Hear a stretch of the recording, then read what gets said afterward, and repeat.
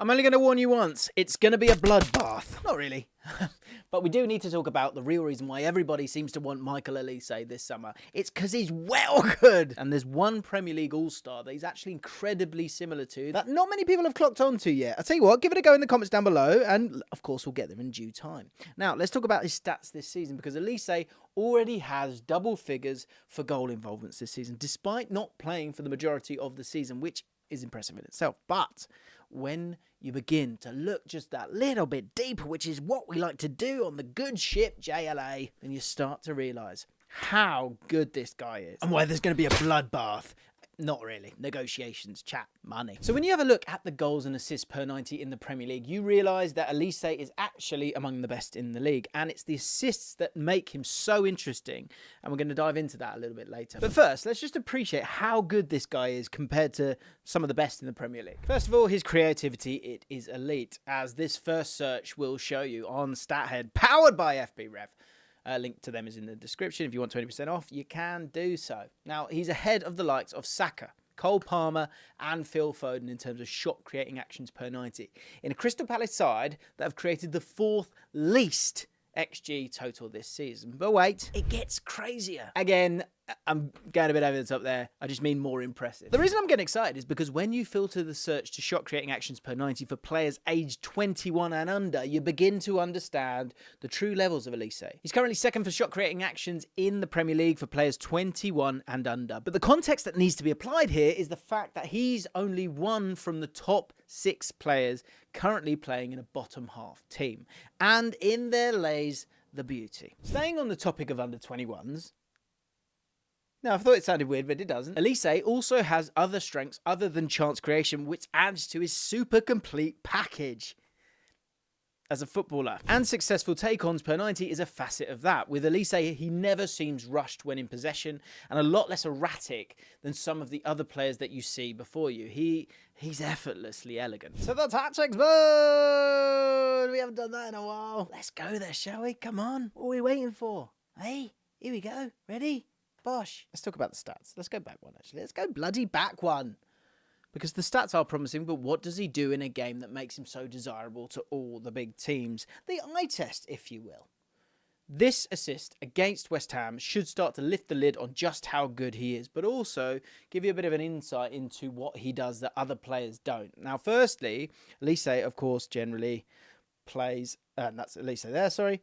The ball's over here. Eze's just got his grubby little feet on it. And Olise's normally over in this area of the pitch. But what I like about him is that he knows that he can't affect the game over here. There's not the space. There's a covering midfielder here as well. So he steps into here to just make them think, really, and get involved and affect the game and take up space that's going to make life awkward. As a starting position, it's really clever because he understands that Eze's going to get on the ball and he's going to need to create space for Mateta. That's the aim here. And he does that by making this lovely little darting run into this channel here. Let's do it. We can do it nicer than that. And we have. And what's important to remember here is that a lot of creative players like Olise, they would stand still in this position because it allows them to pick up the ball themselves in those little half spaces and then potentially drive, get themselves a goal. But Olise doesn't do that.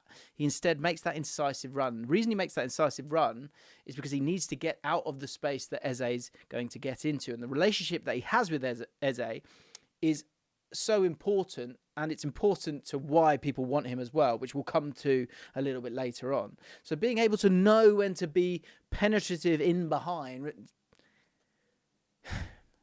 that's fine.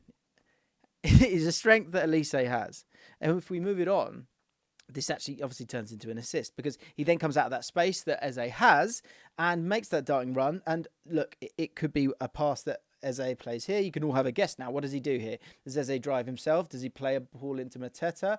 Well, he could have done that because actually Olise is creating this space here for him, but actually he's able to play this pass to him as well. And if we move it on one more, it is unbelievable the cross that he makes here. And really, really clever for someone who's that inverted winger who's generally playing on this right-hand side to understand that there are moments where you can affect the game because he's able to make a first-time cross to Mateta, and technically with a ball that's rolling to make it dead straight, the way he does it is absolutely superb. And what happens, guys? Metatata, goal. And it's just really, really clever stuff from Olise. And if he had just chilled out here, none of that happens. It's a testament to how quickly he makes decisions, both in terms of stepping into the right areas of space, making those driving runs, and making that cross. And it's something that all the big teams want to get their hands off. Someone who can understand, interpret space, show a bit of creativity, but also get the assist for the team. Processing information quickly, but also acting on it instinctively. But it's this area of the pitch that we've become accustomed to seeing Olise, and this is crucial in why he's so sought after. He's made this area of the pitch his own this year, and the positioning of Eze and Mateta show how much they trust him. Both of them have taken up positions in the central areas. You can't actually even see Eze, but you're about to. Good God, you're about to. And he's just fantastic as well. But that's another video, because in the next freeze frame, we can see exactly what happens. The ball comes in, he plays that cross, and it actually doesn't look like bad defending from Sheffield, with Eze and Mateta both sandwiched between Sheffield United defenders. But this is again the beauty of Olise in zone 18, which we can show you here. Here's a little picture of it. This is zone 18, and he's phenomenal in that area of the pitch, especially with that left foot of his, and he's able to pick out players, he's able to get his head up, his scanning is absolutely fantastic as well, and he actually used that in great use here, because it's a very simple pass to him initially, but he's already had that look, he's seen Eze, and he's seen Mateta, and actually on this one, you don't always have to absolutely pick out the player, just hit that 6-yard line. And with that beautiful left foot, he can do that. And against teams that are going to play a low block, that's going to be crucial in terms of that creation, because you will have all those players there. So you need to make those crosses absolutely perfect, but also kind of low and flat as well. And going back to those zones on the pitch, that's where zone 18, of course, absolutely crucial with that left foot in swinging cross. But the zone 15 is just as important. And having an in-swinger on that right-hand side with that left foot could be really deadly next season for the right team, or for any team, let's be honest. For a dominant team, that's what I meant to say. That quality of delivery is so important to talk about, and he consistently is able to put it in the spaces that defenders don't want to. And it's too low across, it's too delicate across for the goalkeeper to come out and get, because it's too flat. And that's, again, a bit of a superpower that he has. And the weight of the ball is just an absolute joke. The height, but also the pace on the ball. And the most amazing thing about this is that he does it so frequently. Let me show you another example. This assist is where the comparison with a specific player comes into play, because Olise has the ball in his preferred area of the pitch, and for most players this is an ideal position to shoot, with the goalkeeper not truly in the right position and the left hand side fairly vulnerable. So he could go and have that shot, he could go and do that, but he doesn't do that.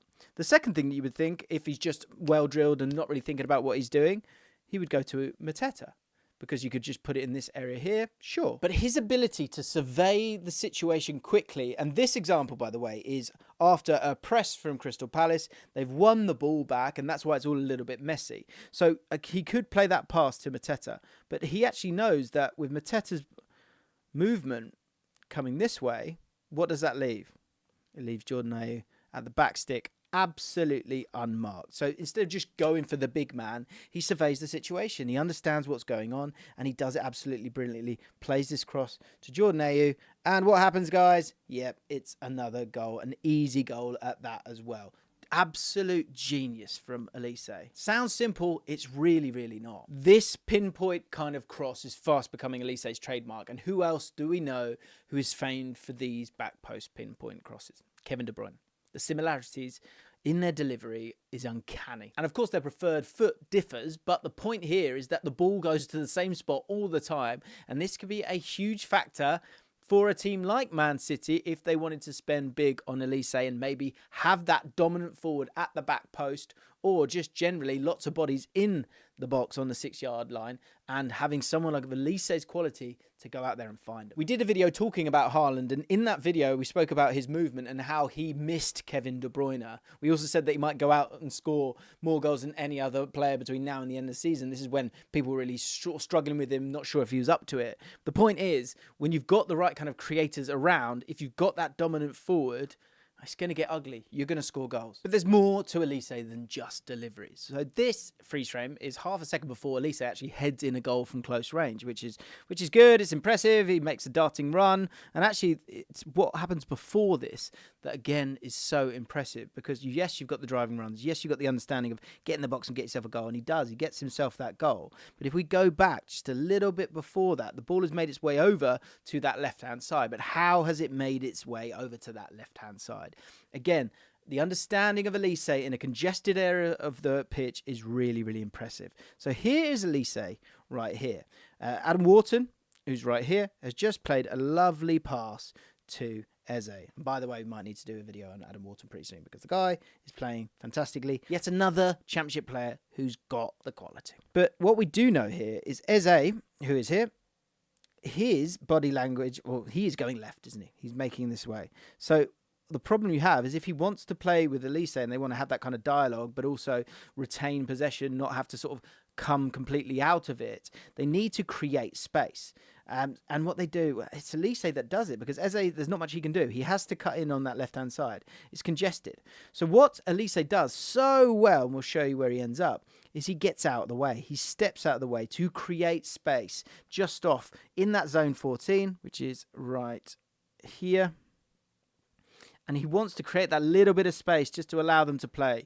And he does exactly that because he knows what West Ham are doing. He knows they want to be not sort of sucked out of position. And so he has to create that movement for him to allow for that dialogue.